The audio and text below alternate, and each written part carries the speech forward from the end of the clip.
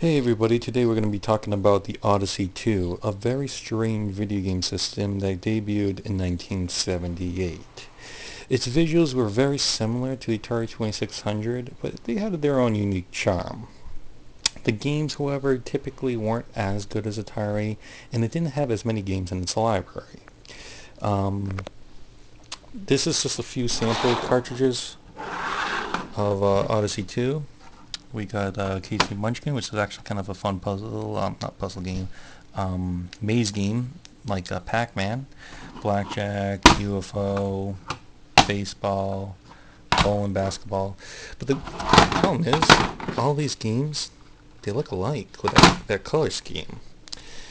However, there was a few games that came around that looked a lot different. The Master Strategy games. And being it, having the color gold, it really stands out. But it wasn't just the gold cartridge that made it stick out. No. This is a typical Odyssey 2 box. This is Invaders from Hyperspace. Open it up. Got the game on one side. Got the manual on the other.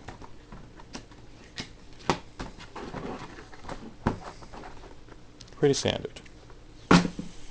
This is a Quest for the Rings box. Oh, baby. But you open it up, and you got the cartridge. Why does it need to be this big for just a cartridge? Well, you open this up, you get tokens, and more tokens, a few more tokens.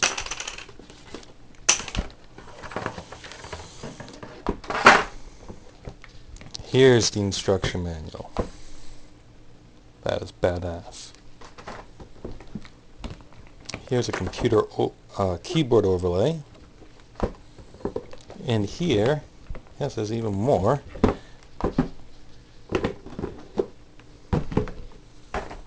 Is a board.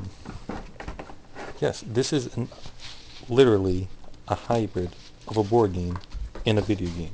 Something they do not make today.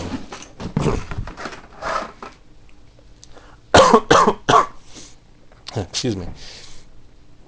That is pretty good sized. Considering these are the Odyssey 2 games, you can see it is a really large board. So the premise is, here we put the overlay on the keyboard. Makes it look all nice. Premise is that you choose of one of 4 characters: a warrior, a wizard, a phantom, or a changeling. And they all have special unique powers when you go through different dungeons as you fight the different monsters. The dungeons have a lot of variety. There's the original dungeons that don't have any particular uniqueness in them, just plain dungeons. There's the infernos where the walls will hurt you. There's the shifting halls where the walls move, so try not to get trapped. And there's the crystal caverns where the walls are invisible. It's actually pretty epic, this game, especially for the time period. Basically, you play on the board. You take these plastic markers and you take these metal chips and you place one of these metal chips underneath. Now most of these metal chips have a ring. Some of them have a dragon. Some of them have a monster. And there's one that has the Quest logo, which is the one you want. And they basically will go under these. And then you put them in random locations on the board. When you select one of these, you pick it up, show it off, And then you can see there's that logo with the two arrows, which is the shift and halls. Or for this one example, it's the door. Now the one with the rings, you can sometimes have two. You can have this. So this would be the regular dungeon with a monster and a ring. So after you flip one of these open to see what happens, you go to the keyboard. And the first thing you want to say is if there was any monsters. If there was a dragon, or if there was regular monsters, which they call them the nightmares.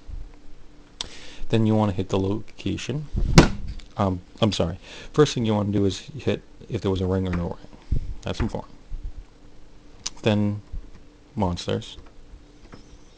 And then you want to hit what type of dungeon it is that you were found in. And after that, you will actually be able to play it. And it is pretty cool. Basically, you have the maze and you're trying to go get the ring. You're trying to avoid the enemies and the obstacles. And if there's no ring, you're trying to get to like an arrow, which is basically just the exit of the maze. The game is co-op. You have to play with two people. The warrior and the wizard are the only ones who attack. The phantom goes through the wall while the changeling becomes invisible. This is the controller for the Odyssey 2. Once again, this is the hardwired version. One button top left. Nice analog stick. Kind of analog. Very stiff. Similar controls came to the Atari 2600. It's nice. It works. This is the Player 2 one, same exact style. It works. So, let's get that gold card out and give it a go.